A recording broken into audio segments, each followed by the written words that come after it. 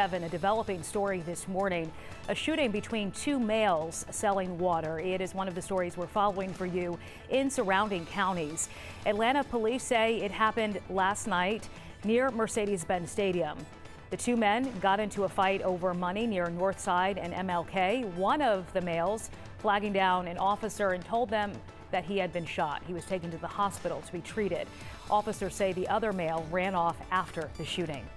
And we have new developments out of Gwinnett County involving a skull found last month. Investigators releasing this sketch of a woman. Police are pleading for your help in identifying her. They say it was her skull, first found on April 11th on Hamilton Mill Road in Beaufort. Officers say forensic testing determined it belonged to a white or mixed race woman who had been between the ages of 20 to 35 years old. If you know anything, call Gwinnett Police. And Governor Brian Kemp ending the week with yet another day of bill signings. They include legislation for protecting police budgets and prioritizing agriculture.